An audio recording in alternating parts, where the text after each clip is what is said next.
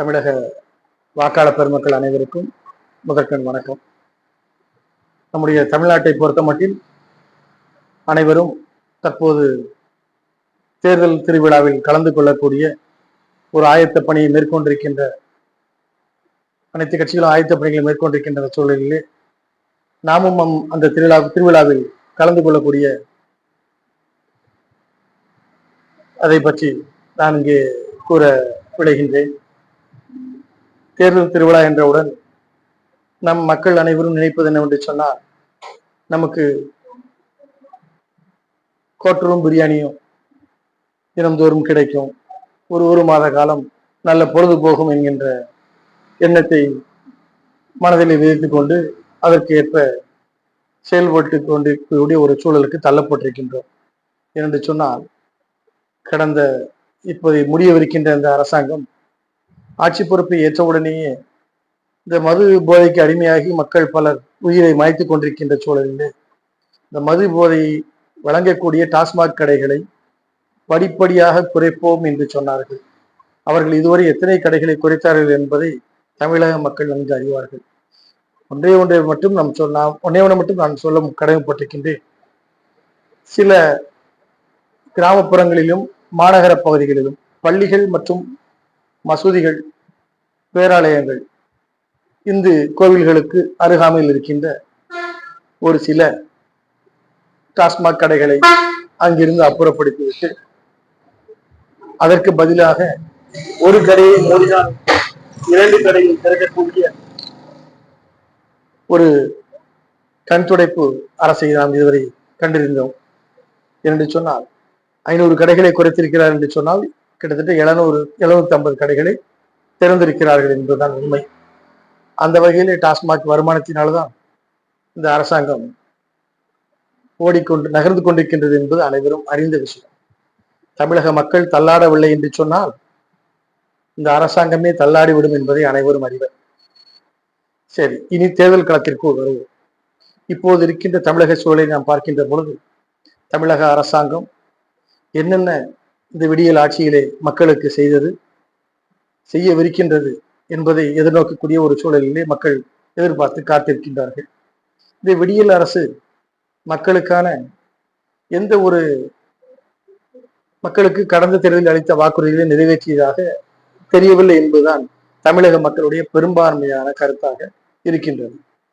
இந்த சூழலிலே இப்போது ஆளுகின்ற அரசாங்கம் கிட்டத்தட்ட 20 கட்சிகளோடு கூட்டணி வைத்ததாக பட்டியலிட்டுக் கொண்டிருக்கிறார்கள். அந்த பட்டியலை பார்த்தீர்கள் என்று சொன்னால், முந்தா நாள் பெய்த மழையிலே நேற்று முளைத்த காளான்கள் போல சிறிய உதிரி கட்சிகள், குறிப்பாக ஜாதி கட்சிகளை ஒன்றிணைத்துக் கொண்டு எண்ணிக்கைக்கு 20 கட்சிகள் தங்களோடு இணைந்து விட்டதாகவும், தமிழகத்திலே ஆளுகின்ற இந்த விடியல் அரசு தொடரும் என்கின்ற ஒரு தம்பட்டத்தை அடித்துக் கொண்டு அந்த அரசாங்கம் தொடர்புக்கு 20 கட்சிகளுடைய உறுப்பினர்களும் ஒத்துழைப்பு தருவார்கள், அதன் மூலம் நாம் வென்று விடலாம் என்கின்ற ஒரு மாயையை மக்கள் மத்தியிலே விதைத்துக் கொண்டிருக்கிறார்கள்.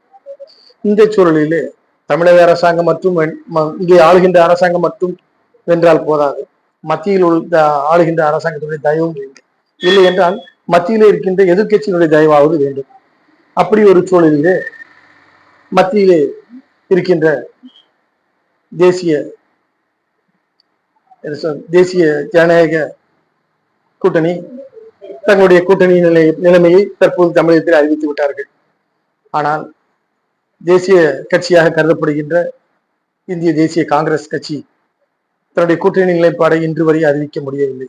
என்று சொன்னால் அவர்கள் கேட்கின்ற தொகுதியை திராவிட முன்னேற்ற கழகம் தருவதற்கு தயாராக இல்லை. அவர்கள் கூட்டணி ஆட்சியை அமைப்போம் என்று கோரிக்கை வைக்கிறார்கள், அதற்கும் தயாராக இல்லை. இப்பொழுது வரை இழுபறி நிலையிலேயே உள்ளது. காங்கிரஸ் கட்சி கூட்டணி நிலையை இன்றைக்குள் அறிவிக்க வேண்டும் என்று திமுக கோரிக்கை வைக்கின்றது. நாங்கள் கேட்ட கோரிக்கைக்கு திமுக அரசாங்கம், திராவிட முன்னேற்ற கழகம் செவி சாய்க்க வேண்டும் என்கின்ற நோக்கில் காங்கிரஸ் கெடுவித்து வருகிறது. இப்படி ஒருவருக்கொருவர் கெடுவித்த வண்ணம் உள்ளது. இருப்பினும் அந்த காங்கிரஸ் கட்சி திராவிட முன்னேற்ற கழகத்திற்கு வருவதற்கான வாய்ப்புகள் மிக குறைவு.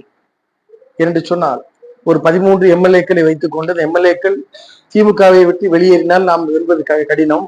இந்த திமுக ஆட்சி திமுக விட்டு நம்ம வெளியேறினால் நமக்கு எந்த அங்கீகாரம் கிடைக்காது என்கின்ற ஒரு கோரிக்கையை அந்த 13 எம்எல்ஏக்கள் வைப்பதாக சொல்கிறார்கள். அந்த காங்கிரஸ் கட்சியிலே இருக்கின்ற தொண்டர்கள் லட்சம் தொண்டர்கள் இருக்கிறார்கள். அந்த தொண்டர்களின் முடிவை தவிர முடிவின்படிதான் அந்த கட்சியினுடைய தலைமை நடக்க வேண்டுமே தவிர இந்த 13 எம்எல்ஏக்களை வைத்து இங்கு ஒன்றும் செய்ய இயலாது என்று சொன்னால் 13 எம்எல்ஏக்கள் அந்த கட்சியினுடைய முழு தொண்டர்கள் பலம் என்று நாம் கருத இயலாது என்று சொன்னால் அந்த காங்கிரஸ் கட்சி தற்போது புதிதாக உதயமான தமிழக வெற்றி கழகத்தோடு கூட்டணி பேச்சுவார்த்தைகளே மத்திய அளவிலும் மாநில அளவிலும் பேச்சுவார்த்தை நடத்தி கொண்டிருக்கிறார்கள். அதில் எளிதில் வெற்றியும் காணக்கூடிய ஒரு சூழலுக்கு அந்த விளிம்பிற்கு வந்து விட்டது என்றுதான் சொல்ல வேண்டும். ஏனென்று சொன்னால் தமிழகத்தில் யாரும் இதுவரை எதிர்பாராத ஒரு கூட்டணி அமையவிருக்கின்றது. மூணாவது ஒரு அணி அமையும் என்கின்ற ஒரு கட்டாயத்திற்குள் நாம் அனைவரும் வந்திருக்கின்றோம். ஏனென்று சொன்னால் தமிழக வெற்றி கழகத்தோடு காங்கிரஸ் கட்சியும் இணைந்து அவர்களோடு இன்னும் சில உதிரி கட்சிகள் 2 கட்சிகள் இணைந்து அனைத்து இந்திய அண்ணா திராவிட முன்னேற்ற கழகத்தினுடைய முன்னாள் பொதுச் செயலாளர் திருமதி சசிகலா அம்மையார் அவர்கள் தமிழக வெற்றி கழகத்தோடு இன்னும் ஓரிரு தினங்களுக்குள்ளாக தங்களுடைய கூட்டணி பேச்சுவார்த்தையை அறிவிக்க இருக்கிறார்கள். கூட்டணி பேச்சுவார்த்தை முடிந்துவிட்டது, இன்னும் அறிவிக்கவிருக்கிறார்கள். அதையும் நீங்கள் விரைவிலே காண போகின்றீர்கள். ஆக தமிழக வெற்றி கழகம் தமிழகத்திலே கால் பதிக்கக்கூடிய ஒரு சூழலுக்கு நாம் அனைவரும் வந்திருக்கின்றோம்.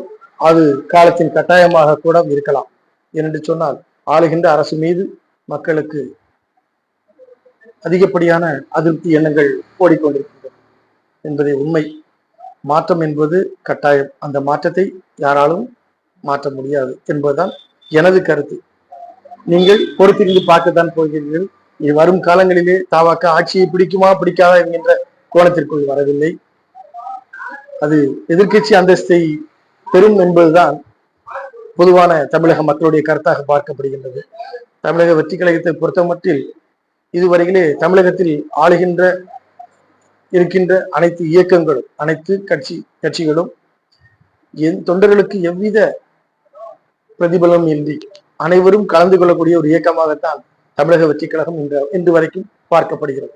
என்று சொன்னால் நாளை மறுதினம் கூட்டம் என்று சொல்லி அதை உடனே இன்று அறிவித்தார் என்று சொன்னால் தமிழக வெற்றி கழகத்திலும் தலைமை கழகத்திலிருந்து ஒரு அறிவிப்பு வந்துவிட்டது என்று சொன்னால் அடுத்தது அந்த கூட்டம் நடைபெறுவதற்கு 2 மணிக்கு முன்பாகவே அந்த தொண்டர்கள் அனைவரும் அழகாக கூடி விடுகிறார்கள். இது திராவிட முன்னேற்ற கழகத்திலே இருக்கின்ற துணை முதல்வர் நடிகராக இருந்தவர் தான். அவர்கள் செய்தால் அது நடிகர் தனம் இல்லை, அதில் சினிமா முகம் இல்லை. இதே விஜய் செய்தால் சினிமா முகம் இருக்கிறதாக இதே திராவிட முன்னேற்ற கழகத்தைச் சேர்ந்தவர்கள் மேடைக்கு மேடை வாய்களே பேசிக் கொண்டிருக்கிறார்கள். இதே விஜயகாந்த் கட்சியை பொறுத்த மட்டிலே அந்த தேனி கர்ணன் என்று ஒரு பேச்சாளர் நான் அவருடைய பேச்சை சமீபத்திலே கேட்கக்கூடிய ஒரு சூழல் ஏற்பட்டது. அவர் அப்பொழுது கூட சொன்னார், அவர் எலிப்பள்ளி ஒரு அது சொல்லக்கூடாத ஒரு வார்த்தை போட்டு அது ஒரு எப்படி சொல்ல வேண்டும் என்று சொன்னால் ஒரு விதவை பெண்ணை எந்த அளவுக்கு கேவலமா பேச முடியுமோ அந்த அளவுக்கு பேசிய நபர் தான் அந்த நபர். அப்பேற்பட்ட இந்த பேசிய நபரையே திரும்ப அந்த கூட்டணிக்குள் அந்த திராவிட முன்னேற்ற கழகம் கொண்டு வந்து விட்டது. ஆக தமிழகம் இம்முறை கிட்டத்தட்ட 4 முனை போட்டிகளை சந்திக்கவிருக்கின்றது. 4 முனை போட்டி என்று சொன்னால் திராவிட முன்னேற்ற கழகத்தில் ஒரு கூட்டணி, அனைத்து இந்த அண்ணா திராவிட முன்னேற்ற கழகத்தின் தலைமையில் ஒரு கூட்டணி, தாவாக்கவின் தலைமையில் ஒரு கூட்டணி, சீமான் தனித்த நிலைமையில் ஒரு இயக்கத்தை நடத்தி வருகிறார். இப்படி 4 முனை போட்டிகளை தமிழகம் சந்திக்கவிருக்கின்றது. தமிழக மக்களும் சந்திக்கவிருக்கிறார்கள். அந்த சந்திப்பிலே யார் வெற்றி பெறுவார்கள், எந்த பெரும்பான்மை மக்களுடைய கருத்து என்னவாக இருக்கின்றது என்கின்ற அந்த வெற்றியை இன்னும் 2 மாதங்களுக்குள்ளாக நாம் அனைவரும் கண்கூட பார்க்கத்தான் போகிறோம். அந்த வெற்றி யாருக்கானது என்பதை மக்கள் உறுதி செய்வார்கள். மக்களுக்கான பிரதிநிதியை தேர்ந்தெடுக்கக்கூடிய உரிமை இருக்கின்றது. அந்த உரிமையின்படி அவர்களுடைய பிரதிநிதி அவர்களுக்கு விருப்பப்பட்டபடி அமைய வேண்டும் என்கின்ற மக்களுடைய ஒவ்வொருத்தருடைய விருப்பமும் நிறைவேறட்டும் என்று கூறி விடைபெறுகிறேன். நன்றி, வணக்கம்.